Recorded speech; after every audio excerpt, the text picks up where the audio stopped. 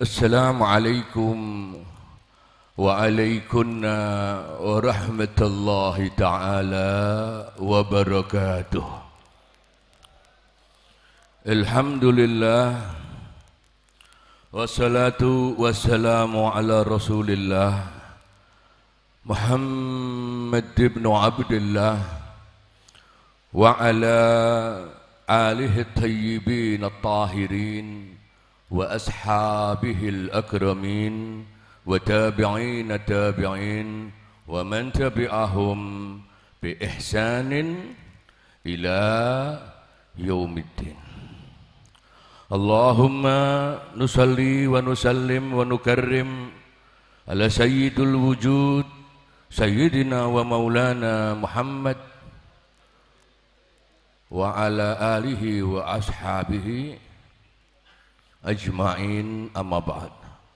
Para habaib, para ulama, para kiai, para ustadz, para pejabat, para pecinta-pecinta Rasul sallallahu alaihi wasallam, para pecinta, para ulama, para kiai, Anda ingin menunjukkan cinta kepada Rasulullah, cintailah penerusnya para ulama, para kiai dengan hadir pada siang hari ini. Ini tanda cinta, gambaran cinta, bahwa kita cinta dengan Rasulullah sallallahu alaihi wasallam. Banyak cara cinta, saudara. Cinta dengan Nabi, cinta dengan cucunya, cinta dengan Nabi, cinta dengan para ulama, para kiai, cinta dengan Nabi, cinta dengan pesantren, cinta dengan ajaran agama, cinta dengan apa yang dibawa oleh Kanjeng Nabi Muhammad sallallahu alaihi wasallam. Allahumma, kita mulai dengan cinta.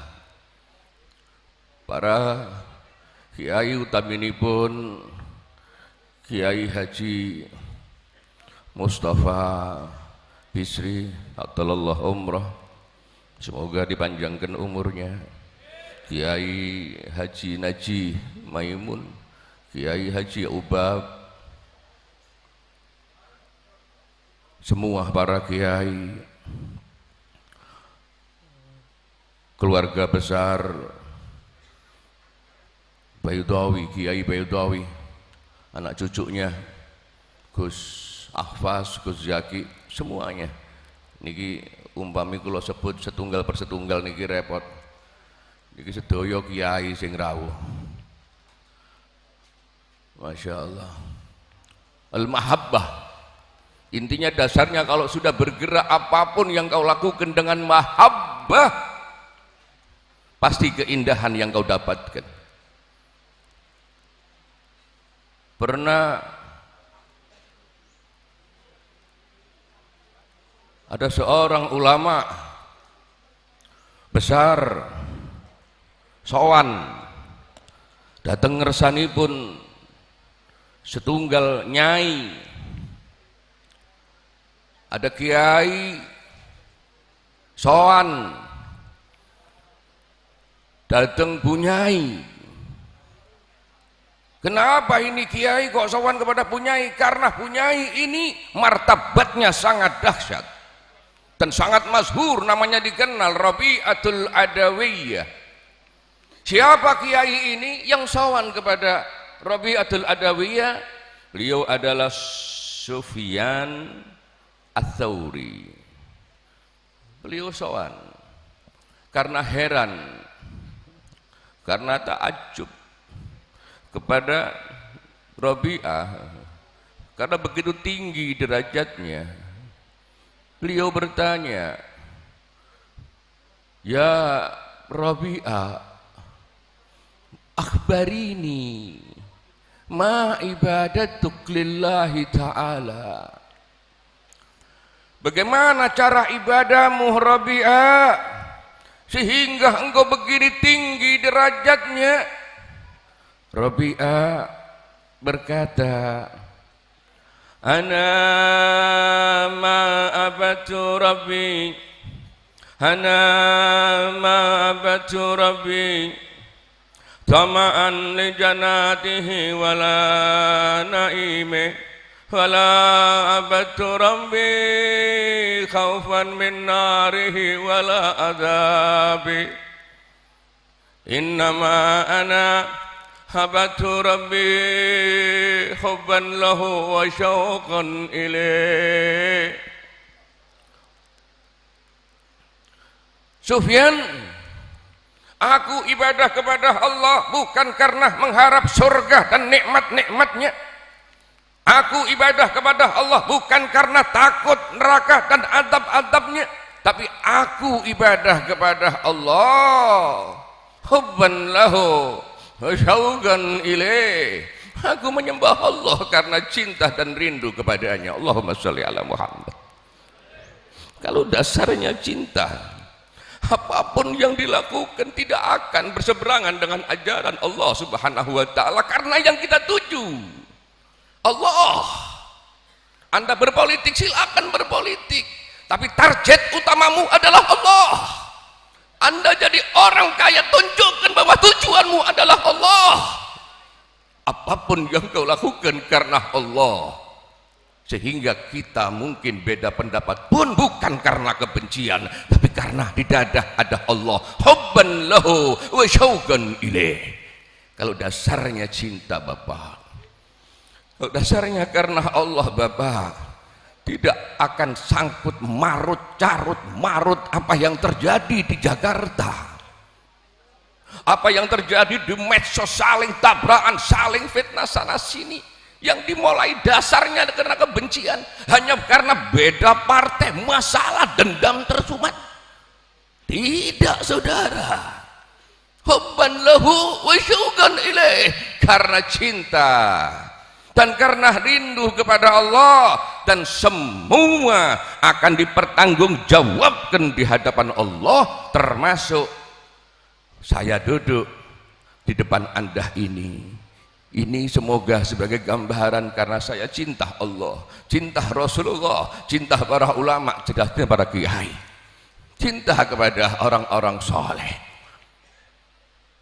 Sufyan bertanya lagi, ya Rabi'ah, ma huwal hubbu wa ma huwa syauq. Rabi'ah, kalau engkau karena cinta, kalau engkau karena rindu ibadah kepada Allah, ma huwal hubbu, apa itu cinta, apa itu rindu, definisimu cinta itu apa? Ulama sering berselisih pendapat tentang cinta itu sendiri, karena tidak ada yang pernah tuntas menerangkan cinta, karena cinta bukan untuk diciptakan, untuk disampaikan, tapi untuk dirasakan. Sehingga ulama berkata, al-mahabbah, al-hubbu, al-hubbu Abu Bakar, al-hubbu Umar, al-hubbu Uthman, al-hubbu Ali, al-hubbu Salman. Kalau engkau ingin tahu cinta, cinta itu Abu Bakar. Kalau engkau ingin tahu cinta, cinta itu Umar. Kalau engkau ingin tahu cinta, cinta itu Utsman. Kalau ingin tahu cinta itu apa?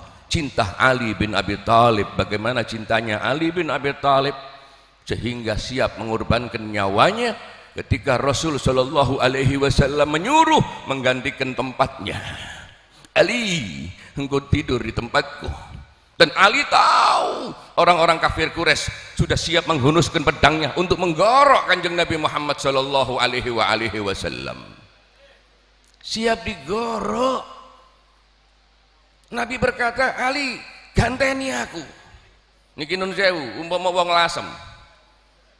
Aku takok aja guyu sampean. Aku iki takok, umpama. Gus Bab panjang umur insyaallah Gus Bab, masyaallah. Gus Baha, nanti Gus Baha, masya Allah. Pak Hafid, masya Allah. Umpama. Gus Baha, mboten ceramah Gus Baha. Iki ngajine gak iso rame lek gak ono Gus Baha iki. Masya Allah.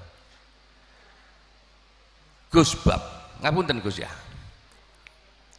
Niki kanggo contoh sajane kurang pantas, tapi contoh kanggo Nabi jenengan pantas, masya Allah, berkah insya Allah. Gus Bab ono sing ganggu, wis dikepung omahe. Terus Gus Bab ngomong ini, Sapa? Contone jenenge sapa iki enak? Aku wedi keliru nyebut iki. Ana wong jenenge Sudrun umpama. Drun dari Gus Bab. Iki aku wis dikepung. Aku tak liwat ndukur mencolot mburi. Kasurku sing turu awakmu. Kira-kira wong lasem dadi Sudrun wani apa enggak? Hah? Oh gayamu.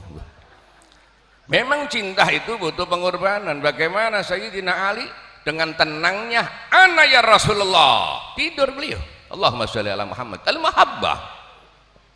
Al-mahabbah Abu Bakar. Bagaimana Sayyidina Abu Bakar ketika hijrah bersama Rasulullah sallallahu alaihi wasallam berjalan berdua. Tagaddamu ya ta'akhir. Ketika beriringan, Sayyidina Abu Bakar selalu di depan, mundur lagi ke belakang, maju lagi ke depan. Sehingga Rasul bertanya, lima tatagaddam ya Abu Bakar wa lima tata'akhir. Kenapa engkau mundur, kenapa engkau maju? Aku maju supaya kalau ada panah datang untuk menusukmu, biar aku yang kena dahulu. Aku di belakang, mungkin ada orang niat jelek dari belakang, ya Rasulullah, jangan sampai menyentuh tubuhmu, biar aku mati lebih dahulu. Hadil mahabbah, ini cinta saudara. Allahumma sholli ala Muhammad. Rabi'ah berkata, meneruskan ketika ditanya definisinya, al-hubbu alaqatul qalbi min sakhsin ila sakhsil akhar. Cinta itu adalah pertalian hati seseorang dengan orang yang dicintainya. Wa amma syuq rihlatul hub ilal mahbub wa la yasfa illa biliqa'ih. Adapun orang yang rindu, la yasfa illa biliqa'ih, tidak akan selesai kerinduannya kecuali bertemu dengan kecintaannya. Rindu dengan Nabi Muhammad, dia akan selalu berlinang air mata ingin bertemu dengan Rasulullah. Rindu kepada Allah. Sehingga Rabi'ah setiap hampir selesai berdoa, beliau mengucapkan mata yaumal liqa. Kapan hari pertemuan itu? Mengharap pertemuan dengan Allah. Mata yaumal liqa. Semoga kita, jika tepat waktunya diambil oleh Allah, semoga liganya pertemuan dengan Allah dalam keadaan dapat ridha dari Allah subhanahu wa ta'ala. Hadirin hadirat atabakumullah. Terus Rabi'ah bersyair, law kana hubbuka sadiqan la tatahu innal muhibba liman yuhibbu muti'u ya habibal qalbi malisyak faryamilum mudniban qad ajak ya rahati wa sururi qad abal qalbi ayyuhibba siwak laisa li rahatun wala li shifaun min saqami illa bi waslil habibi uhibbuka habbin hubbul hawa wa hubban liannaka ahlun lidhak wa amma alladhi huwa hubbul hawa fasuhlika bi dhikrika amman. Saya teringat guru saya sendiri, Al-Habib Abdullah bin Abdul Qadir bil Fiqih Malang. Beliau selalu kalau menyebut nama Nabi, dia meneteskan air mata karena kerinduan yang dahsyat, teringat dengan akhlak perilaku Rasulullah sallallahu alaihi wasallam.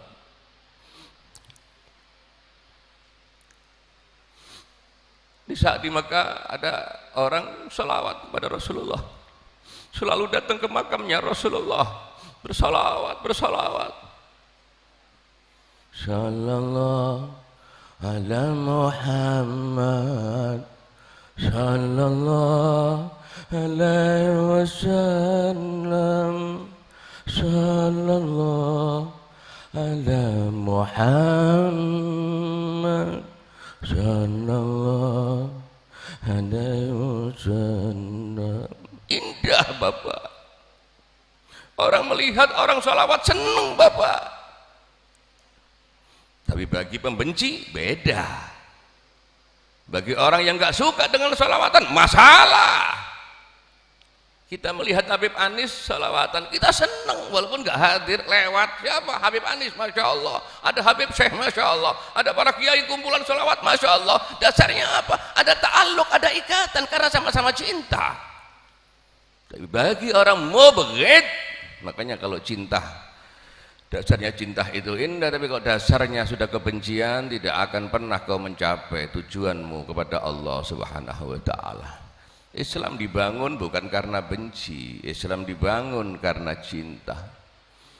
Orang yang salawatan itu dicegat keluar masjid, dipegang pundaknya, diucapkan salam kepadanya. Bapak, kau yang selalu salawat di makam Nabi? Iya betul, ikut ke rumahku sebentar. Ada apa? Nggak kenal. Ada apa? Syekh yakni bas suwiyah belghada indana, kami ingin menjamu makan kepadamu. Orang Arab biasa memang begitu. Assalamualaikum, ahlan, makan-makan di rumah. Dan orang Jawa juga biasa seperti itu. Ini adat lumrah kehidupan manusia. Malah wong Jawa niku malah luwih nemen malih. Kabeh wong tawani mangan. Nggih ta, Bang nggih? Yu nang di nang pasar sarapan sik yu, padahal sudah ono sego iki. Allahumma sholli ala Muhammad. Akhirnya dirayu-rayu itu orang yang ahli salawat kepada Rasul sallallahu alaihi wasallam, mampirlah beliau, mampir masuk rumahnya. Ternyata apa yang terjadi? Bukan diberi makan, tapi dipegang dan diikat oleh orang-orang suruhan orang kaya yang ngundang makan itu. Dipegang tangannya, diikat tubuhnya. Dia berkata, apa salahku? Apa yang terjadi? Kau ingin ngundang aku makan, tapi kenapa kau berbuat seperti ini? Jawabannya, karena aku tidak suka melihat mulut lesan yang selalu salawat kepada Muhammad. Karena itu adalah bid'ah, itu adalah syirik, itu adalah caci maki sedemikian rupa. Dan mungkin sekarang kita rasakan di medsos-medsos di mana-mana. Sering saya sampaikan, yang nggak suka salawatan, jangan salawatan, itu urusanmu. Tapi biarkanlah orang-orang yang salawatan untuk menunjukkan gembira cinta kepada Rasulullah Shallallahu Alaihi Wasallam. Kalau engkau nggak mau dipaksa, jangan maksa orang. Kalau engkau nggak ingin dicaci, jangan nyaci orang. Allahumma sholli ala Muhammad. Apa yang terjadi? Diikat. Allah, bukan hanya diikat Bapak, tapi mulutnya kenapa niki? Apa Gus? Dicangap, apa itu? Dicangap, ngapunten nggih. Dicangap, diteken ininya supaya lidahnya menjulur.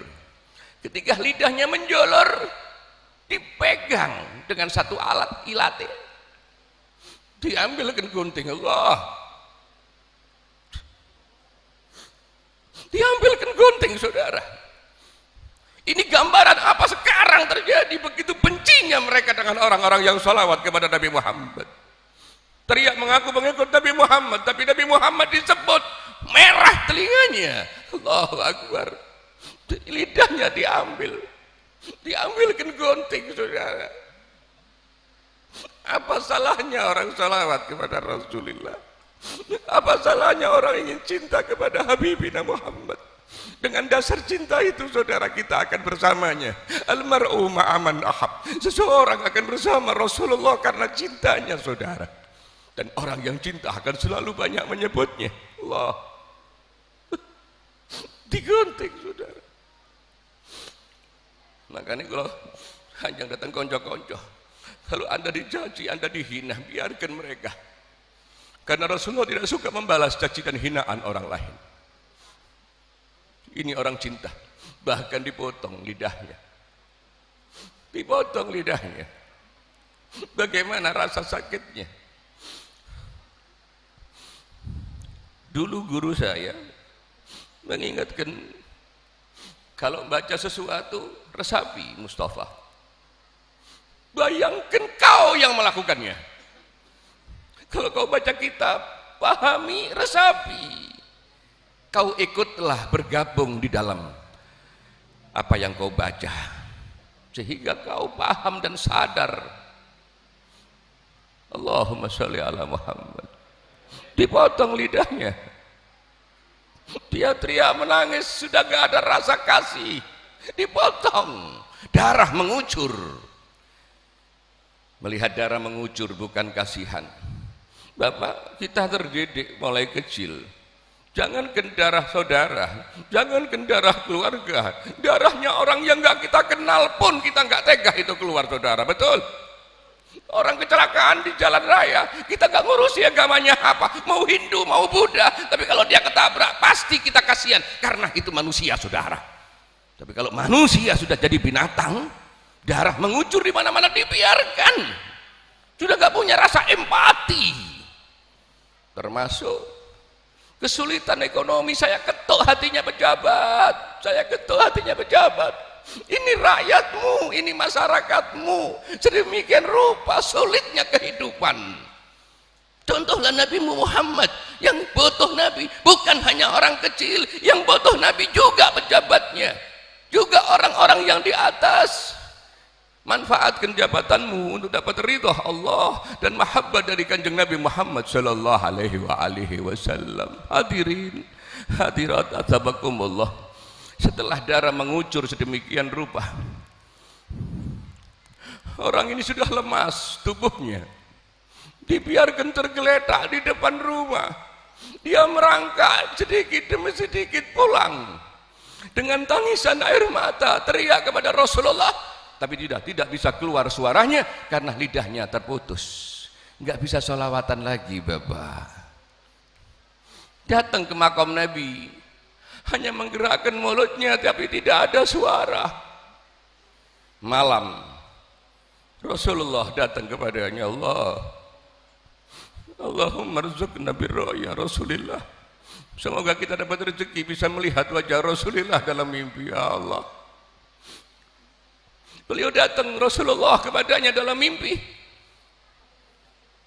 Jangan menangis wahai anakku, la tabki ya bunai, jangan menangis engkau. Ya Rasulullah, nunjuk lidah, ya Rasulullah, nunjuk mulutnya. Rasulullah tersenyum. Kau pecinta aku, bagaimana aku jauh darimu? Kau selalu menyebut namaku, namamu selalu ada di hatiku. Aku tidak akan rela kau dibeginikan. Ternyata Rasulullah menggenggam sesuatu. Genggaman itu dibuka. Rasulullah berkata, buka mulutmu. Loh, buka mulutmu. Ternyata yang digenggamannya adalah lidah yang terpotong itu. Allahumma sholli ala Muhammad. Dikembalikan lidahnya, ditempelkan oleh tangannya Rasulullah sendiri yang menempelkan, ditempelkan lidahnya ke mulut orang yang putus itu, ditempelkan kembali. Allahumma sholli ala Muhammad. Tambah semangat orang ini salawat.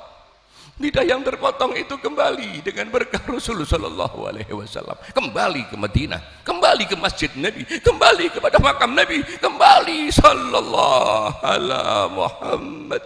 Selalu salawat kepada Rasulullah. Terjadi, terulang. Kenapa terulang?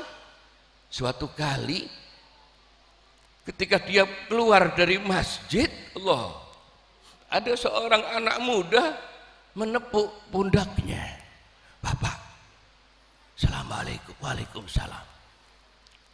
Saya mau mengharap jenengan mau ke rumah.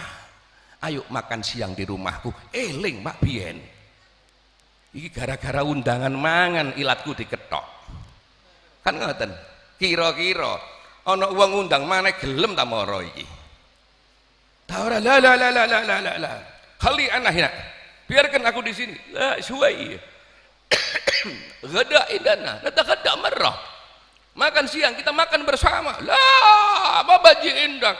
Langsung pikirannya diketok ilatku iki ndak.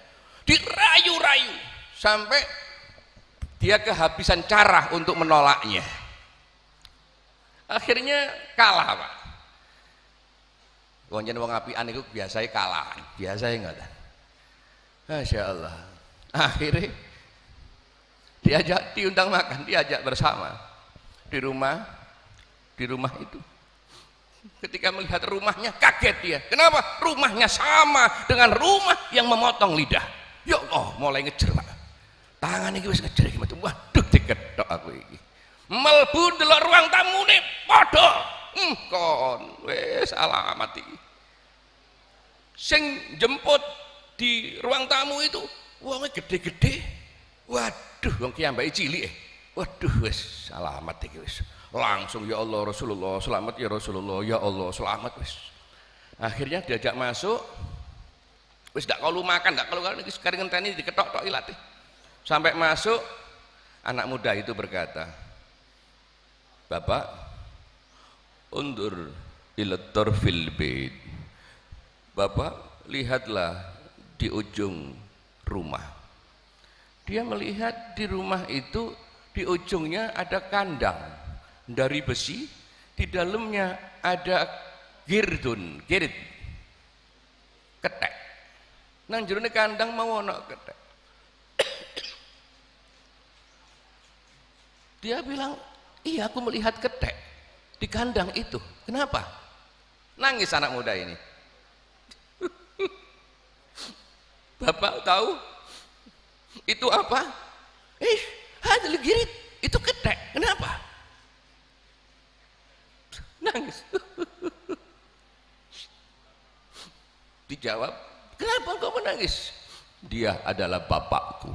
Loh, bagaimana nasib seorang anak melihat bapaknya ditunjukkan oleh Allah seperti itu? Dia bapakku, bapakku dia, dan dialah yang memotong lidahmu. Allahu Akbar. Dulu aku melihat dengan mata kepalaku, engkau habis salawatan di makam Nabi, engkau dipanggil ke sini, kau dibohongi, diajak makan tapi dipotong lidahmu. Aku melihat tapi aku gak bisa menolong. Tapi Allah menunjukkan kekuasaannya. Bapakku yang berbuat tercela, hina, benci kepada pecinta Rasulullah,